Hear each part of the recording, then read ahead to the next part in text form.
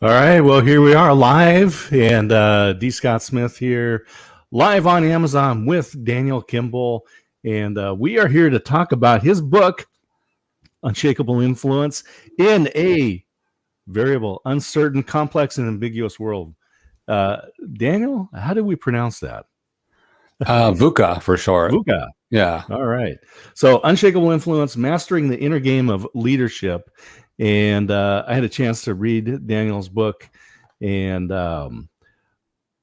it starts off like a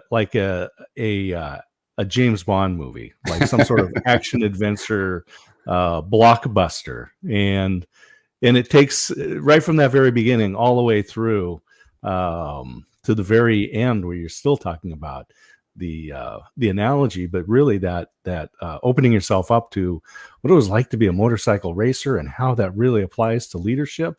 So with that, I have highlighted your book in the carousel. So please, everyone that's here, go ahead and click on that book. Take a look inside. It is something that you definitely want to read as you're getting ready for. It's traditionally, right? The fall is the new year, with students going back in and kind of ending our summer vacation. We're winding down into Q4 here in 2021, the year that everyone was waiting for, because 2020 was such a bust for so many people.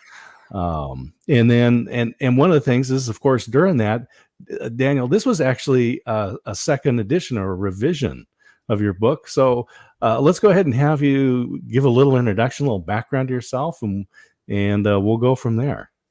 Yeah, I'm Daniel Kimble. I'm the CEO of Resonance Executive Coaching. My book, Unshakeable Influence, Mastering the Inner Game of Leadership in a VUCA World.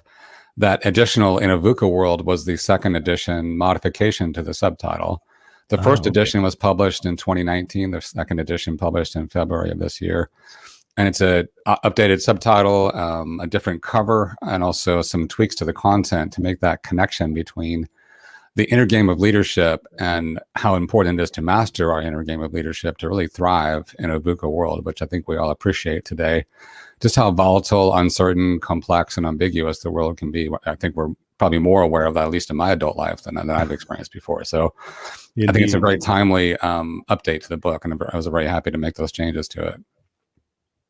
Yeah, I thought so. I didn't see the first edition, but just going through this one and in a way looking at it through the lens of what we've experienced in 2020, and as it's continued on. I was reading a newsletter a couple of weeks ago, and the people had actually put a headline in there that said, now that we're in this post-pandemic world. I'm thinking, I don't think anything's post yet. A couple of months ago, I was starting to think that myself, and now, yeah, here we are again. So I would imagine that the folks you work with on coaching too are taking this material that you've got and applying it with this kind of mindset that we're not out of the woods yet. No, and even at some point we will be, more or less post-pandemic. That might be several years still. It's hard to say, but at some point that will happen. And my take on that is that right now we're, so much more aware of the VUCA world that we're in because of the pandemic. But there's always stuff that's going to be volatile, uncertain, complex, and ambiguous. And the world is getting much more complicated, not less so. So I think the the context of the VUCA world within the book, I think, is very valuable beyond the pandemic, whenever that happens to occur.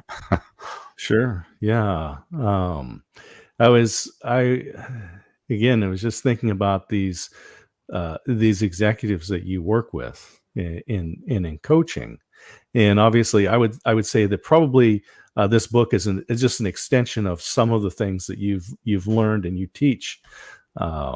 Just probably a tip of the iceberg, right? Um, but the difference between being a really large corporation, being a medium-sized business, and being a small, maybe a solo entrepreneur. I end up talking with a lot of very small businesses and solo entrepreneurs. And it seems like in this VUCA world, if you're huge, you've got cash reserves and you can kind of weather these storms. If you're small, you can make changes really quickly. But there's somewhere in that middle where you don't quite have the resources and you don't have the nimbleness. What's kind of your thoughts? Yeah, I would say bigger companies, they typically have more cash reserves, more access to additional cash or additional funding if they need it. And at the same time, because they're large, they tend to be around longer. And because they're a large organization, it's slow to change. It's slow to adapt to change. And so there's additional funding and easier access to additional funding if you need it, even beyond your reserves, and yet a huger resistance to change. Smaller organizations like solopreneurs, you can be a lot more nimble, but they often don't have the cash reserves to make it through some difficult times, like a lot of us have experienced in the last year and a half.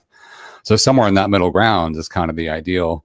But what I do in my work is I try to meet whoever I'm working with, whether it's a large, 10,000 or even 100,000 plus employee organization, or a small business, let's say 100 people or less. I just meet them where they're at and understand their environment, their challenges, their access to cash, if that's a part of their challenge, and how can we make you even better from there? How do we get you to be better as a leader in this uncertain, complex, ambiguous, volatile time? Yeah.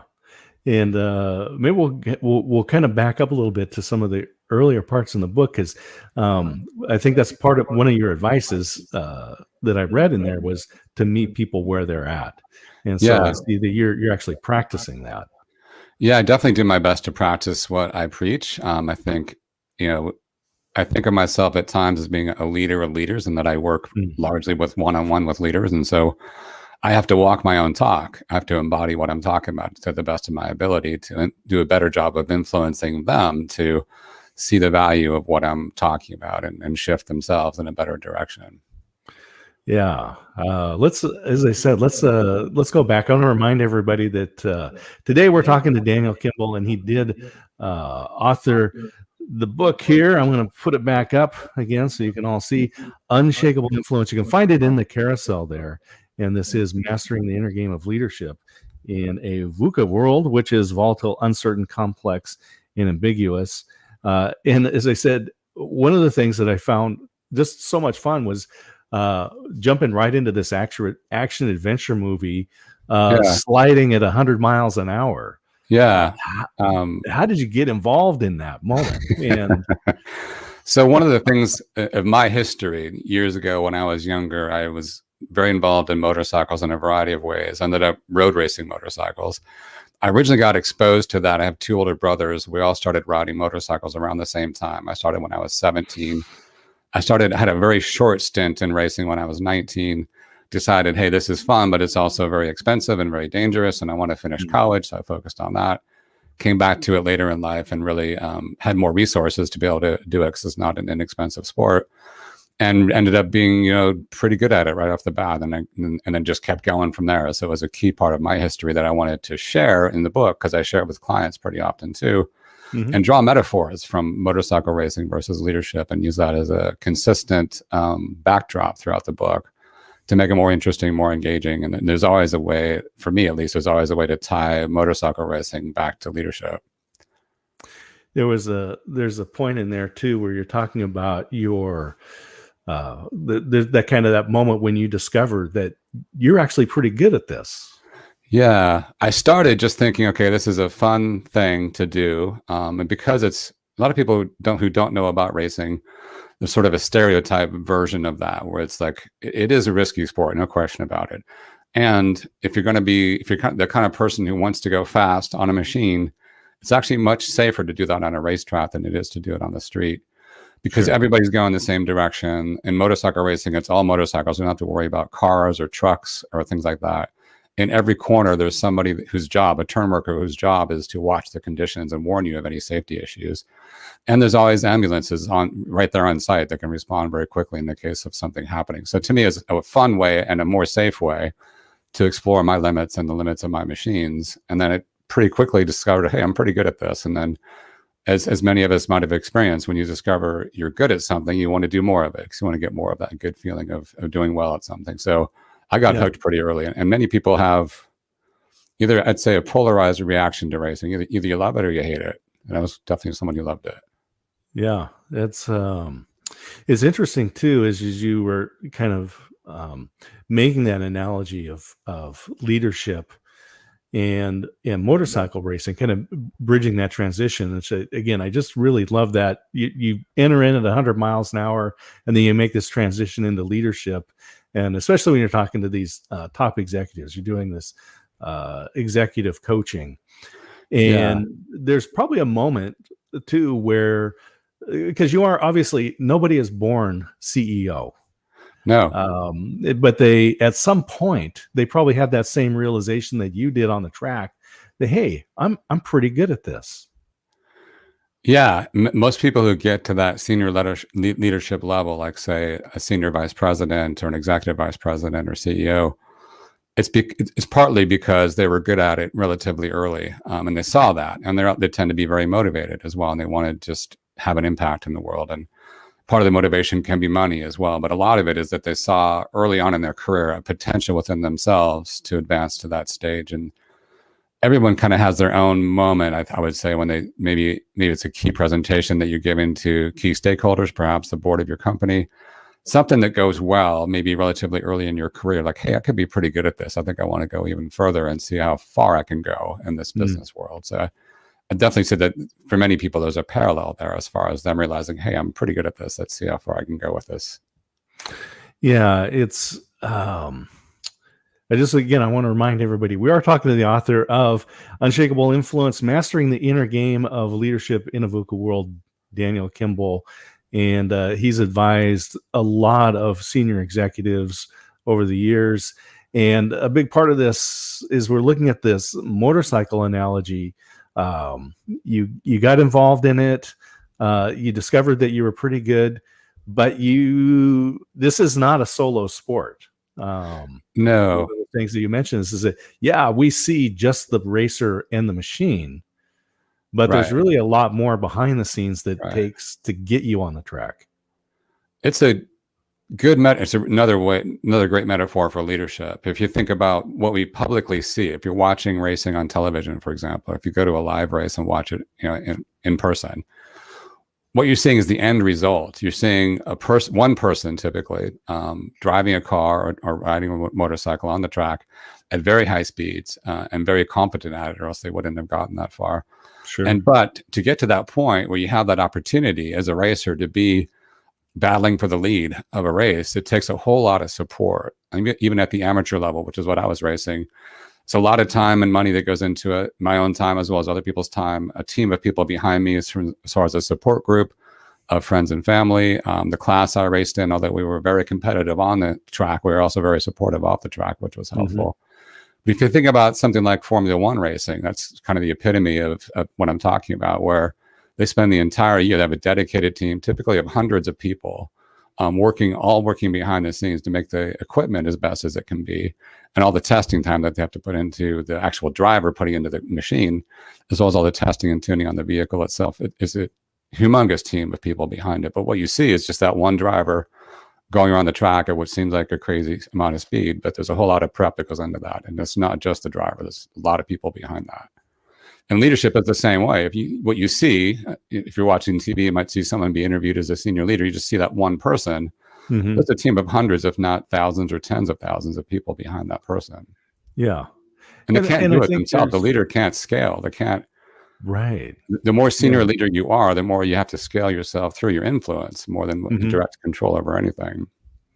And part of it that I saw was really that personal development as well. That sure you've got, so if you're the CEO, you're that person. Maybe you report to the chairman and to the board, Right. but basically you're ultimately responsible for all of this. And you've got a financial officer, and you've got marketing people, and human resources, and operations, and engineers, Sales and team, sales, maybe and manufacturing, maybe engineering, yeah. development, all kinds of functions.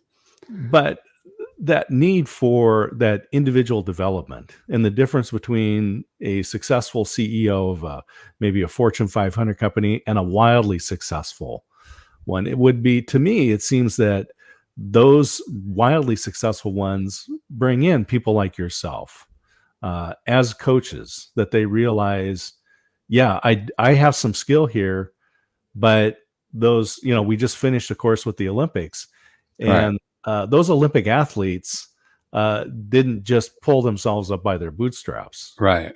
Right. If you think about, that's a good example, and it's present in people's minds. The Olympics, who many of us may have just watched, or at least parts of it, no athlete gets to that stage without a lot of support from a lot of people. And in this context, we're talking about coaches. So imagine an athlete competing at that level.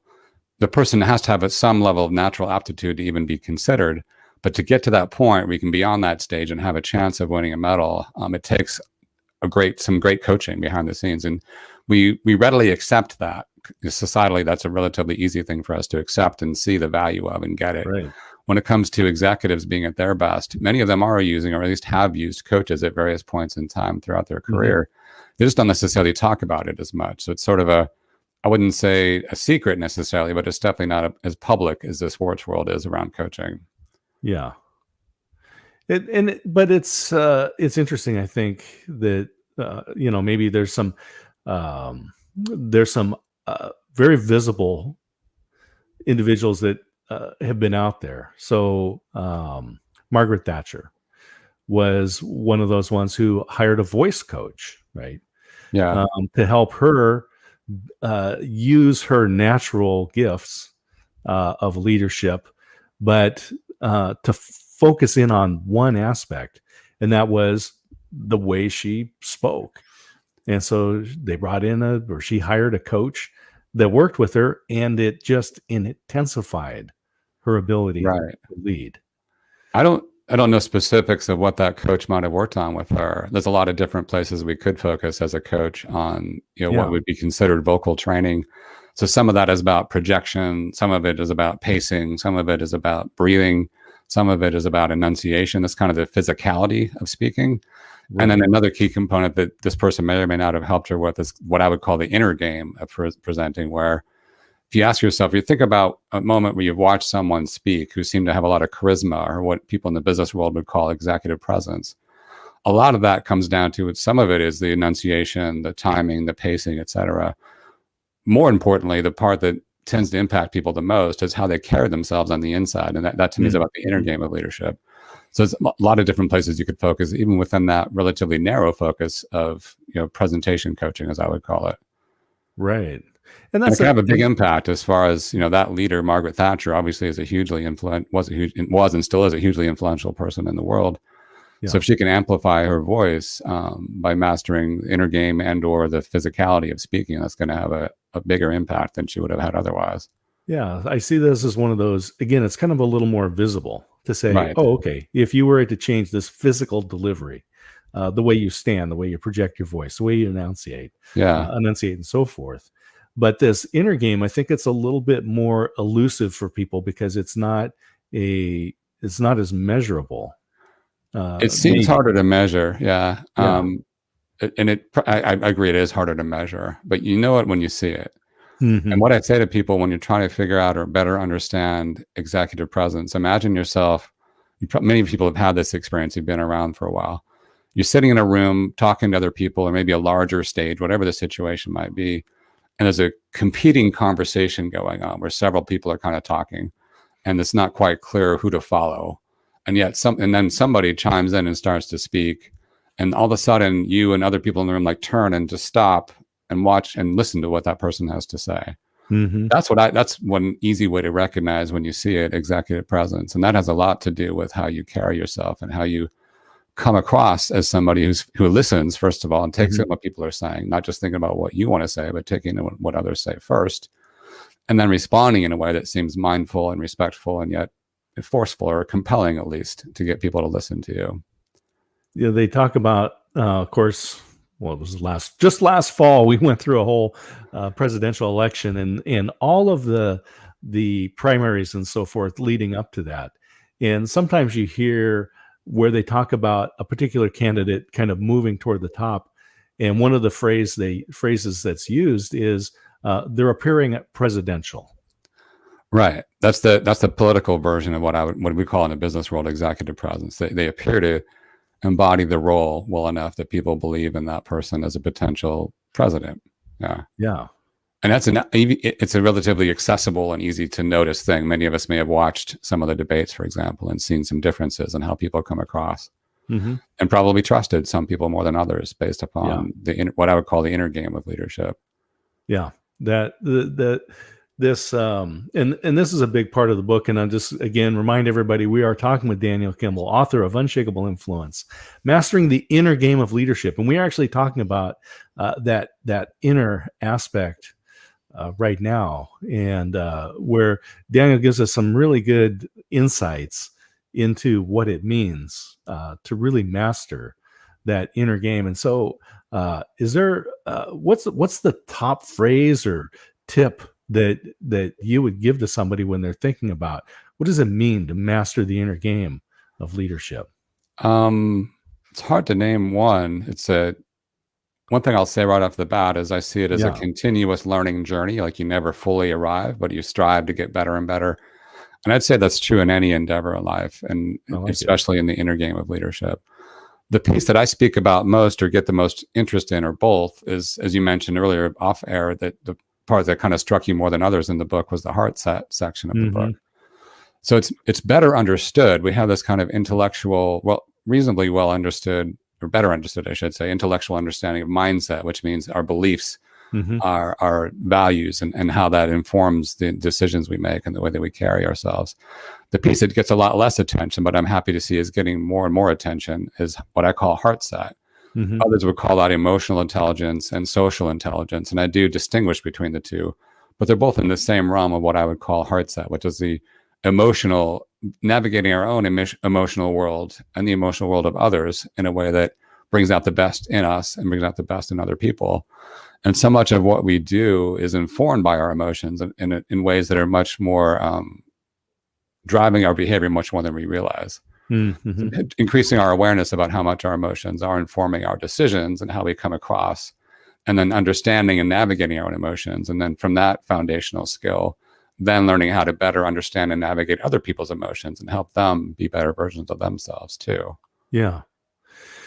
Emotional intelligence is I'll say it's kind of one of the more popular topics that's come up.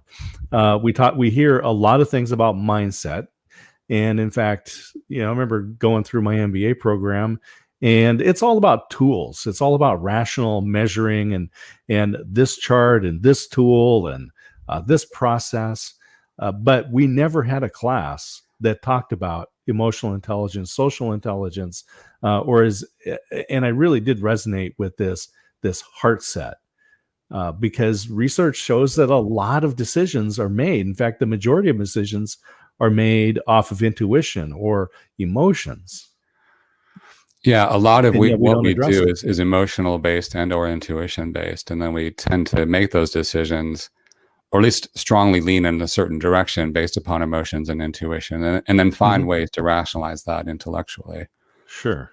And the conversations that we're much more comfortable having, especially in the business world, but I would say also everywhere in the world, is an intellectual conversation versus that emotional and intuition conversation. There's a growing body of research that suggests in many situations, not all situations, but in many situations, decision-making can be better when we just honor the fact that it is coming more from an intuitive place, more from an emotional place, and work with that. And of course, we want to do our research and due diligence and make sure that we're making good decisions, because we want to check ourselves and not just be completely driven by our emotions or intuition. But it's much more prevalent as far as our behavior and our decision making goes than many of us realize. So it's probably, it's easy, I'll say, to trust the numbers. Oh, we did the math and the probabilities, and here's the outcome if we make this decision. And so we're going to do this one because it's going to give us more money than that.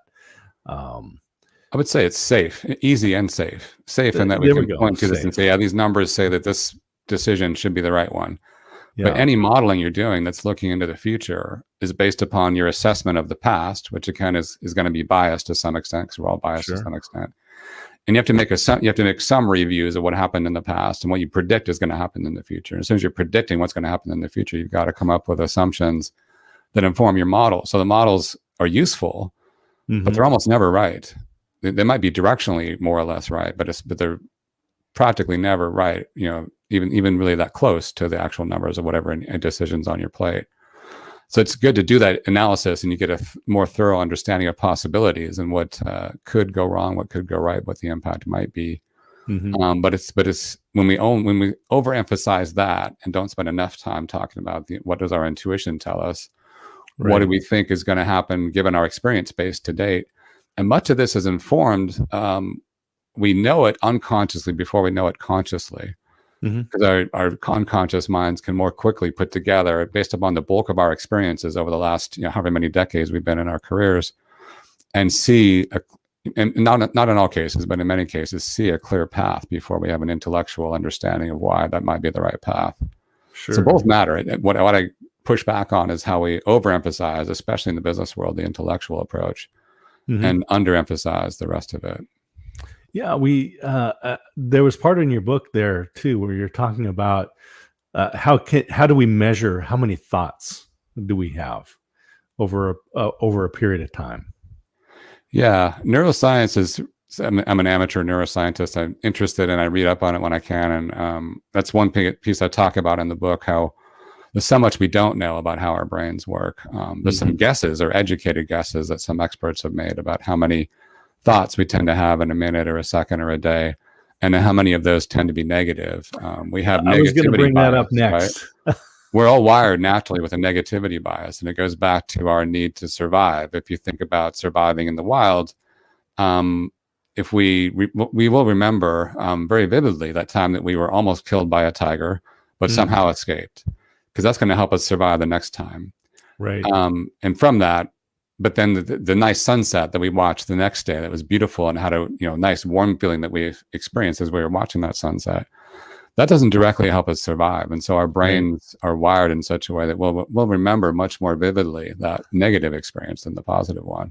Sure. And that informs us in so many ways. And there's a lot of increased awareness around that, the negativity bias and the impacts that it has in the business world and just in general in life. Yeah. And so when we're looking at this mindset, heart set, and we have, what was it? 90, what is it? % of our thoughts are negative? The best estimates that I've seen is about 90, I think it was 90 or 95% of our thoughts are repetitive. I think it was like 70% or so are negative. So we tend to get stuck in thought loops where it's thinking the same series of thoughts over and over again. And it's biased negative. And so we're reinforcing a negative thought again and again in a habitual manner. And much of this happens until we become more aware of our unconscious thoughts. A lot of this that I'm talking about is happening at an automatic and unconscious level and driving our behaviors in ways that we're not conscious of, because we haven't discovered yet or uncovered those automatic thoughts that we've been having for so long that they're not conscious anymore. I think it's just such a revelation to think that 90% of our thoughts are repetitive and 70% are negative, and how that affects our performance in leadership. Yeah, it's a misunderstood, or at least not understood as well as it could be, impact. And again, so much of it is unconscious. And part of my work with clients is to help them uncover what their patterns are of thought and where they are negative. And most times when we're stuck in a negative thought loop, it's not accurate. It's maybe a piece of the truth, but it's not the entire truth. And so part of my training with clients is to help them see that, there might be some truth to that negative thought loop that you're on, but you're thinking that thought again and again and again, And in doing so, you're crowding out other more realistic, perhaps more realistic and definitely more positive thoughts that you could be having. So it's about balance. It's not about never having any negative thoughts. It's about the balance between positive and negative. And I think just understanding that, or these executives that you're working with, and just giving that them that understanding, and then in turn them understanding that everyone that works for them and all their partners and partnerships and business that they sell to and so forth, every person has that same issue. And going back to the racing, to pull an analogy out of that I like to use, there's a saying in racing that you go where you look. What that means in racing is where you focus your physical vision is where your motorcycle will tend to go just automatically, because that's where you're focusing your vision. Yeah. So if you're looking at that scary wall on the side of the track because you're going 100 plus miles an hour, that's where you're probably going to start to go, which is exactly what you do not want. If you're focusing on your vision on ahead to the apex of the next corner, you're more likely to go in that direction. That directly applies to what we're talking about, and yet it's just unconscious. So if we're thinking approximately 70% negative thoughts, we're going to be more likely to create negative outcomes. Getting aware of that and focusing our attention on what we want, which is the positive outcomes, and then cultivating more positive thoughts. So you go where you look, whether it's racing or mindset. Yeah. That I remember thinking of that because as a younger guy, I had a motorcycle, and it was 500 cc's. So the people that are out there understand that was a 2-stroke street bike, right? At 500 cc's, which meant that when you got up to like 55, 60 miles an hour, it was not smooth. It was a lot of vibration, and you felt every bit of it. Got on a friend's motorcycle that was a 4-cylinder, 4-stroke, 1100 cc motorcycle. So more than double, and a 4-cylinder, 4-stroke, very smooth. And I looked down, and I was going 97 miles an hour, and that really at that moment freaked me out. And as you were talking about being on the ground and sliding at 100 miles an hour, or approaching that concrete wall at 100 miles an hour, I was there. So, and I did not want to be there. I didn't want to be there either, to be clear. The story, that's the story I open with in the book. In my final full-time year of racing, I was in contention to win the championship in my class. At that particular point in time, I was leading the points in my class. And on a practice day during the race weekend, I had a big crash where I crashed at about 100 miles an hour. And my body's tumbling across the pavement. My bike, I don't even see the bike as I'm tumbling. All I can see is ground, sky, ground, sky, ground, sky as I'm tumbling across the pavement. Eventually settled in the dirt.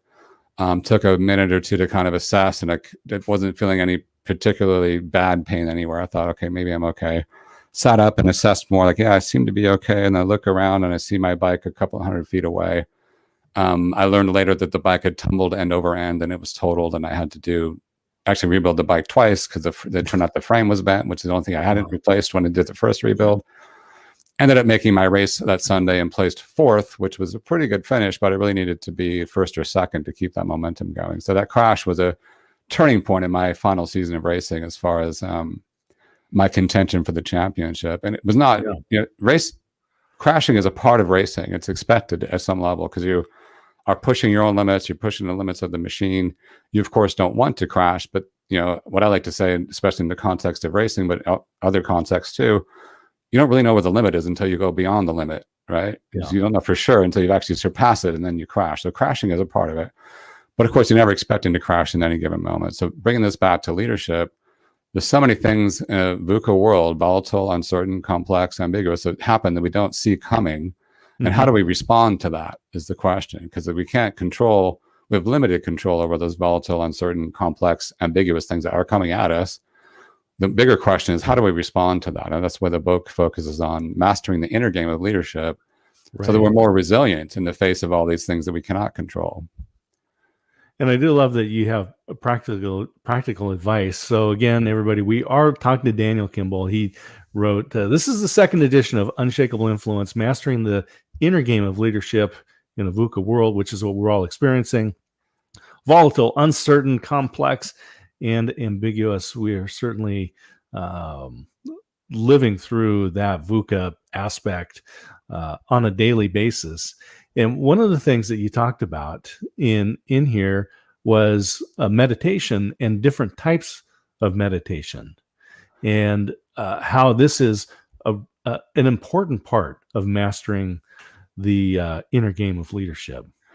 Yeah, that's a good place to talk about. So Arianna Huffington, I think it was 2013 when I saw her speak, and she said, I'm paraphrasing here, but she said 2013 was the year that CEOs came out, not as being gay, but as being meditators. And I thought that was an interesting way to put it. And not everybody necessarily meditates. That's not what she's trying to say. But what she is trying to say is that it's a powerful tool for many of us, any of us really, in any endeavor in life. It's becoming more broadly recognized within leadership and within organizations, but it's still got a long way to go, in my opinion. But when the traditional, or at least stereotypical view of meditation is like sitting cross-legged somewhere with your eyes closed and calmly thinking about a mantra. In many cases, it might be your breath. It might be a particular thought that you want to go repeat to yourself, or it might be a body scan kind of thing. There's various ways you can do that, but it's the same essential thing of being passively sitting there meditating. That is a very important foundational skill for all of us, because what it helps us to do is to learn how to focus our brain where we want it to go, rather than it going where it wants to go, right? So going back to the unconscious negative thoughts, and many of us have something like 70% negative thoughts. The more we become aware of our thoughts and can gently urge ourselves to go in a more positive direction, the more positive outcomes we're likely to experience. And so I call that passive meditation, not traditional or stereotypical thinking about meditation, what I call passive meditation. Active meditation to me means taking the same thing, which is being very mindful and paying attention to what's happening as much as you possibly can, and then mindfully responding to the situation. And so in real time, as you practice this more and more, you'll catch yourself with an automatic negative thought and adjust it in real time as you're having a conversation with somebody to a more positive thought. And that takes time to get there, but that's what I mean when I talk about active meditation, is taking that same practice, but now applying it pretty much everywhere in your life as much as you want to. Yeah. So that passive is really, that's the foundation. It's an important foundation, because it builds skills of focusing your brain where you want it to go. And also, if you build skills about self-compassion, meaning that you observe what's happening with your body, with your mind, with your heart, without judgment, without telling yourself you're wrong for whatever you're thinking or feeling.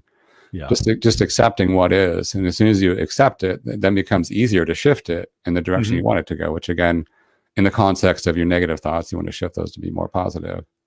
And so this is when you're working with the these senior executives and you're doing your coaching. I would imagine then that this is also an aspect that you bring into that coaching process. It's something I almost always end up talking about. Different leaders respond to that differently. Most of them welcome that to some extent and do start to practice meditation if they're not already. Those who are already often go deeper. And I look at the way that I approach coaching, as I look at it as a wide variety of tools that I can bring. And I see which tools the executive responds to at what point in time, and then go with whatever seems to be getting traction. At the same time, making some recommendations about what I think is likely to serve them best, given the experience that I have of working with a lot of leaders. And it's a matter of, meeting them where they're at, like we talked about before, understanding where they're coming from, what they want to get out of the coaching, what they're at this point in time most interested in doing, using, or trying out as a tool, and then encouraging them to go deeper with that and coaching them through that. Yeah. And so some of them then have this, well, they're already practicing it. Some of them go deeper. Then there's probably some resistance too from some folks that just kind of. I've had some people say, "No, that's just not me." Connection, yeah.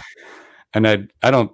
It depends on the scenario. I don't want to make any blanket statements about how I would respond to that kind of statement. But in some cases, if it seems strong and we're making progress in other ways, I might just let that go for the time being and maybe bring it up again in a later conversation.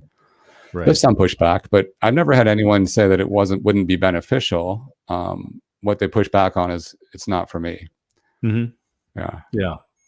Which that in a coaching conversation, I'd be careful, or at least mindful of what I say. But oftentimes that resistance is coming from some kind of fear. Hmm. of what meditation is going to feel like, or I'm not sure, but there's usually a fear involved when they push back on that. Yeah.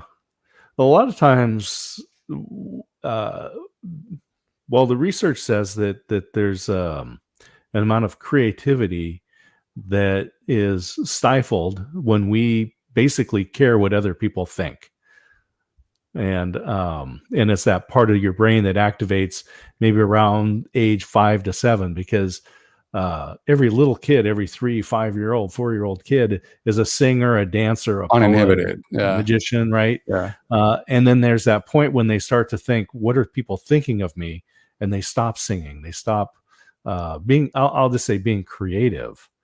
And at that senior executive level, and this is another one of the things I want to get into, is when you talked about tuning your suspension, because you saw an opportunity to not just to follow a best practice, but to find a way that gave you a competitive edge.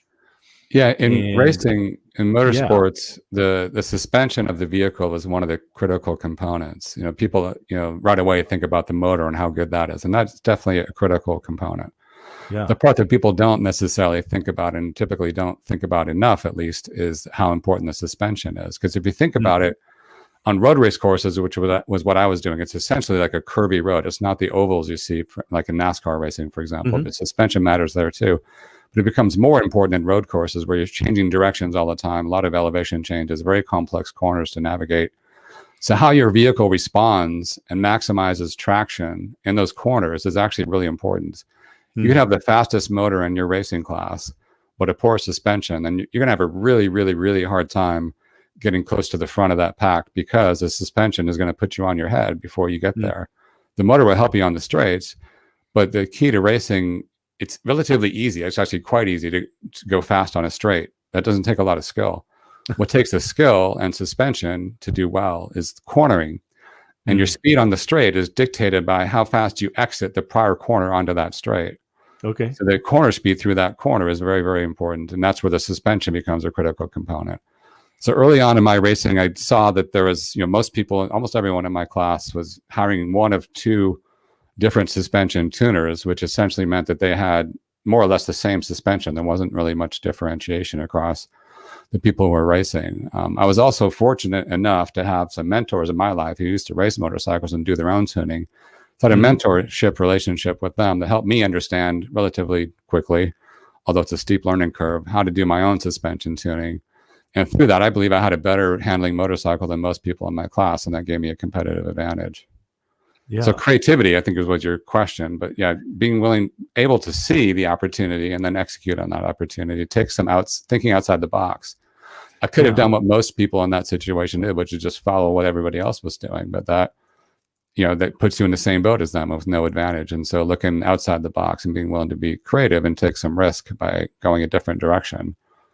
Yeah, and that's what I saw is that you were taking a risk, because obviously the easy way out, and the way that the crowd was going, was hire this seasoned professional who comes in, does it, you write the check, and you're good to go, and you're going to be safe. Whereas you had now you had the benefit of some mentors, and again, this goes back all to the benefit of getting a coach and tying this into that meditation where you go, okay, I've got a CEO across the street, or wherever it is, across the country, across the world. We've got the similar education, similar access to data and resources. But what is it that I can get? What can we do better that's going to give us an edge? Yeah. And to one of your points there was a short-term hit in my situation where for several months, I think maybe half a season or so, when I was most actively learning, going through that learning curve and trying, I spent a lot of days at the track doing nothing other than just testing my suspension, which slowed my progression down. The faster path to being closer to the front of the pack sooner would have been to hire somebody and just get it done, but then I'm on the same playing field as them. So there was a short-term delay in my results because of that. But then the long-term benefit was that, again, that I had I believe, a better handling motorcycle in the end. And that served me for the rest of my racing career, really. Yeah. Yeah. So this is So part of I it mean, too is to me, being it's willing just to see the opportunities, but then also being willing to take the short-term hit because of that. You can see the potential for that medium to long-term benefit. hmm And I think you mentioned this too, that one of the issues that we see, especially in large organizations, is short-term incentives. Looking at that Yeah. metric for this quarter. Yeah. There's a lot of organizations, unfortunately, it's about what have you done for me today, right? Or what can you do for me in the next month or in this quarter? There's a Right. lot of value in that. I don't want to dismiss how important it is to focus on what's happening right now and making our goals right now.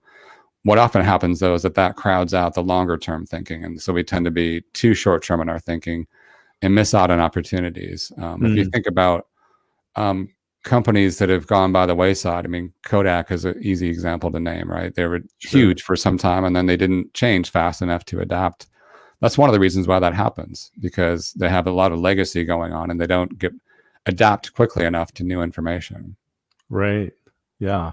It's funny because there's a couple of different stories. One of them, of course, is Kodak. Another one would be Blockbuster Video. Yeah, Would be some of these others.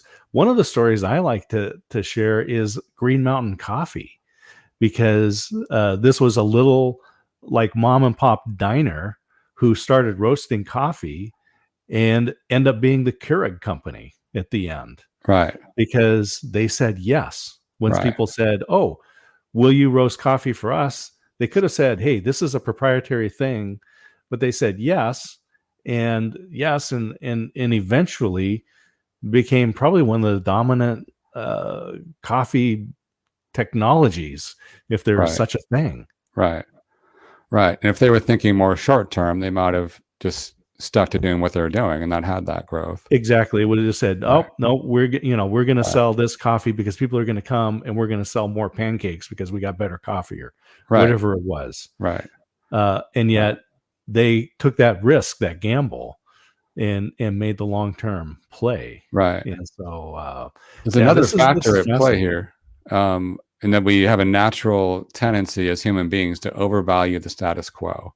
The status quo feels safe. It feels easier. It's the known quantity. It's what we've always done. And that's Yeah, again one of the key factors in why some companies don't survive long term, because they overvalue what they've always done and don't put enough value on adapting to a new marketplace. sure.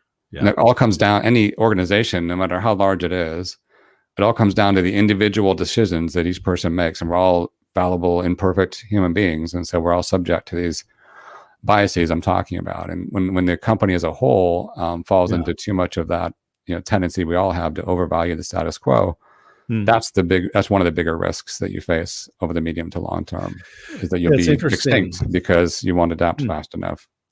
Yeah, I just is I think about this book, and again, we're talking to Daniel Kimble, and I've got his book here on Kindle. I really enjoyed reading this from the very beginning. So I want to put it up here. It is in the carousel: Unshakable Influence, Mastering the Inner Game of Leadership in a VUCA World. And this is the second edition. That subtitle in there, in a VUCA World: Volatile, Uncertain, Complex, Ambiguous. You are, I will say, exemplifying or leading by example, where you had a book, and a successful book, transferring this knowledge that you've been applying and giving it to us to be able to use in our lives. But you said, look, there's been a major change. I'm not going to just sit on the laurels of this book. I'm going to go through and take the time and investment. You, if you will, backed off what you were doing to be able to put the energy into putting the second edition out there and revamping the content. So Yeah. I'll just say congratulations on Thank that. you. Thank you. And that was partly, if not largely, informed by how the book was received by executives we work with, and seeing how people were applying the content and the learning from that, and seeing how people are applying the learning as I'm coaching more and more leaders, and seeing the shifting awareness. I think is the biggest change. I would say we've lived in a VUCA world for a very long time, just not as aware of it as we are now.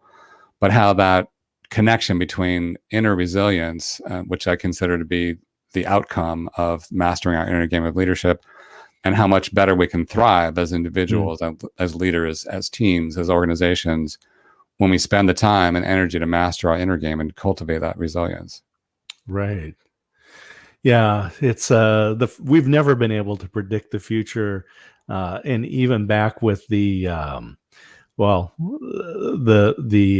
you're there in the San Francisco Bay Area. Of course, the heart of Silicon Valley went through that big dot-com bust in the late 90s. And then, of course, we all went through the Great Recession of 2007, 2008. And as we went through those, and even as we've come into the COVID time, one of the phrases that I've heard people say is that, well, we used to know what tomorrow would bring.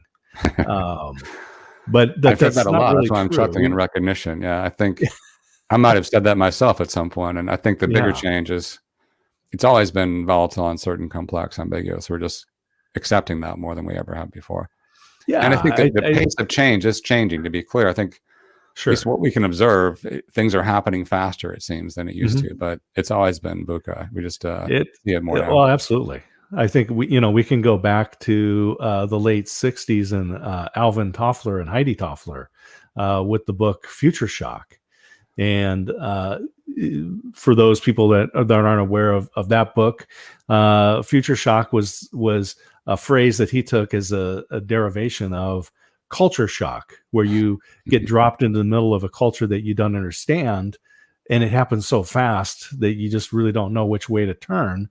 Right. And his concept is that the future was rushing at us so fast, it was like culture shock, and it hasn't changed. No, it's only accelerated. It's just accelerating. Yeah. And I see no reason to think it's not going to continue to accelerate for some time. Yeah.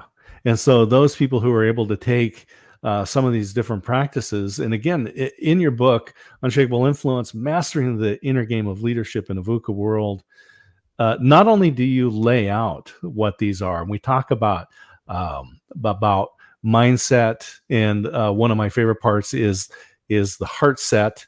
But then you actually give people some practical things that they do. And maybe as we kind of wind down here, we can talk about, so how do you deal with a VUCA world? It's such a complex, ambiguous, volatile, uncertain topic.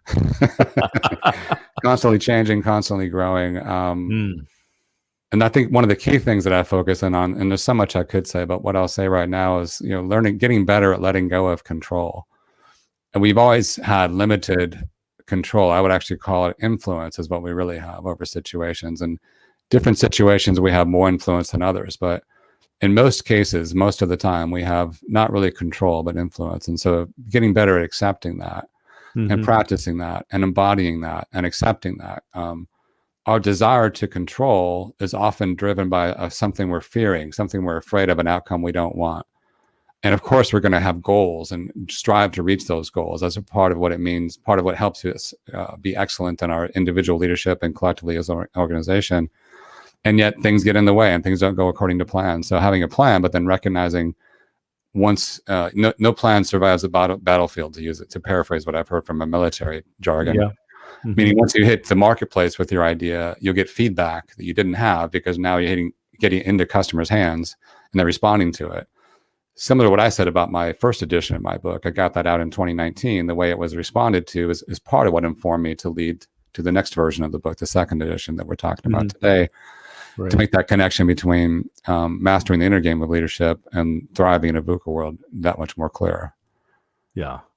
And I like that. Of course, you had the Mike Tyson quote in there that everyone has a plan until they get punched in the face. Yeah, that's one of my favorite quotes because it's so true. There's a lot of value in planning. And once you get into a situation that's much more fluid than you could have possibly imagined. And so things change when you get more information. And that's a very succinct and recognizable way to put it by quoting him, right? Indeed, we can imagine, hopefully not relate. Right. Hopefully only metaphorically, right? And a part of this, I think, is this planning and this preparation. We've talked about kind of learning from the past and how that informs our decisions. that as you're doing this planning, you're thinking of what could potentially would be happening, but you're really just kind of conditioning your mind with information. Yeah. And ultimately, what you're conditioning, the most valuable part of planning, in my opinion, in most cases, is that you have an outcome, you have a clear visualized outcome that you're striving for individually and collectively within your team, within your organization. And so crystallizing that vision and creating a plan of steps to get you to that outcome that you're visualizing is very valuable from a mindset perspective, because it gives you it tends to give you a much stronger belief that you will get there, because now you've laid out a plan that you think is workable, and you've crystallized that vision of what you think it's going to look like once you do get there. Right. There's some research behind that suggests that if we can visualize the outcome and can visualize it very powerfully, we're much more likely to get to that outcome, or at least something similar to that outcome, than if we didn't spend that time visualizing it. And also visualizing successes along the way, because any significant endeavor is a series of steps. It's not just one step. Yeah, I remember being in high school, and it's the '76 Olympics in Montreal. And as they were talking about the training that the athletes were doing, and kind of jumping back to that and paralleling again with your motorcycle racing, was a lot of the athletes are going through visualization. So they're seeing their moves. And you talk about this as a warm-up lap on the track. Yes. So in racing, there's always a warm-up lap. In some organizations, there will be both a sighting lap, which is kind of a slower lap just to kind of see what's out there and get a sense for the current conditions, make sure the bike is working okay. And then at a later time, the warm-up lap, which happens right before the green flag, and you take a time to go around the track at higher speeds, get your tires warm, get your brakes warm, get your body warm, and then be ready for the start, which is going to come very soon after that. I lost track of your question. What was your question? Yeah, so we were just kind of talking about the visualization, and I was thinking, the visualization piece. As you were going through that lap, you're kind of it's a plan, right? I mean, you know where you want to enter the track, when you want to brake, kind of what the line is you talk about, and you have some diagrams in there talking about the line. But there's things like you talk about when one of the racers essentially cut you off and took you guys out. Right. There's a good analogy there, because imagine doing a lap around a racetrack with no one else around you. Yeah. That is one version of a plan and a visualization, right? And there's no one else to respond to and react to. So you can do that with more control over what you're doing and more consistency in what you're doing. That's to a significant degree what practice looks like in motorsports. You're less likely to have other people close to you kind of competing with you and trying to take over that position in the next corner. So you have more opportunity for consistency and less interference, if you will, from other people. In a race, it's very fluid, and there's a lot more. Everyone's trying to get to the front and win the race, and so there's battling going back and forth, and people, you get cut off sometimes. You might even have a mild collision. I've been in situations where I was hit by another motorcyclist and somehow didn't crash, but it came very close to crashing and made it through the corner. But just as some examples of how fluid the situation is, and in that situation, you can't follow exactly what you visualized, but the fact that you visualized it and practiced it so many times, and had some positive outcomes from that, makes you much more likely and much more able to respond positively when things don't go the way you thought, but you can get back on track more quickly because you've visualized and practiced so much. And you've used that analogy again, where you're talking about going into that turn and making that turn, and then your tires slip. Right. So and something you have to go against your intuition or your natural tendencies. Right. In racing, you're close to the edge all the time. If you're going as fast as possible, you're like right on the edge of losing traction. So sometimes you can anticipate that you might lose traction. Sometimes you lose traction in a way that you didn't anticipate. And for someone who's relatively new to the sport of motorcycle racing, and this applies to cars as well, when the rear tires start to slip, the automatic response that most people have is to let off the gas, because they think, oh, that's the reason why the tires are slipping. That may have been the cause of what started the crash, started the slide. But by letting off, you actually put more traction demands on it. So by actually just slowly being smooth about it, but not making that automatic response and overriding automatic response, to stay on the neutral throttle rather than letting off the gas. And then steering into the slide, meaning that you actually turn further off track as the slide is trying to take you off track. You turn into that slide, and in doing so, you take some of the traction demands off the tires. The vehicle regains traction, and now you can turn in again and go slightly slower than you would have gone if you just done it, right the first time. But chances are you're not going to crash. The less experienced person makes corrections that either let off the gas entirely, or actually try to turn sharper because they're worried they're not going to make the corner. When you turn sharper, you put more traction demands on tires that are already sliding, and then you're very likely to crash. Wow. Yeah. So this planning gives you the ability to kind of not follow your I guess the practice and the visualization that helps you to overcome your automatic reactions to situations. Was it, you said practice makes Practice does not make you perfect, but it definitely makes you better. Yes. Yeah. It doesn't make perfect. We'll never be perfect, right? We're imperfect human beings, and we exist on a continuum, but the goal is to get closer and closer to being the best possible version of ourselves. But you never fully arrive. Well, it's been a pleasure, Daniel, talking with you about your book, about Unshakable Influence, Mastering the Inner Game of Leadership in a VUCA World, and the second edition. And I encourage everybody, it's in the carousel. Go ahead and click on it, add it. Randy is the CEO of Resonance Executive Coaching, and there in the book is his contact information. And I would imagine that Daniel would welcome contacts, questions. Absolutely. And if you would be interested in hiring him as your coach and being able to take your leadership game to the next level, do not miss this opportunity. Read the book. As I said, it starts off like this action adventure novel movie. You're right there with him, and it takes you all the way through. Great analogies, good description, and practical advice. Daniel, thank you for joining me today. Thanks for having me. I really enjoyed the conversation. Thank you. All right. Any last word? I want to give you the last word before we hit the exit here.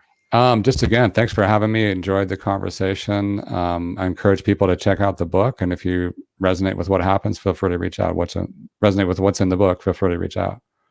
All right. We'll sign out for now. Stay by in the green room. I'll be right with you. Thank you.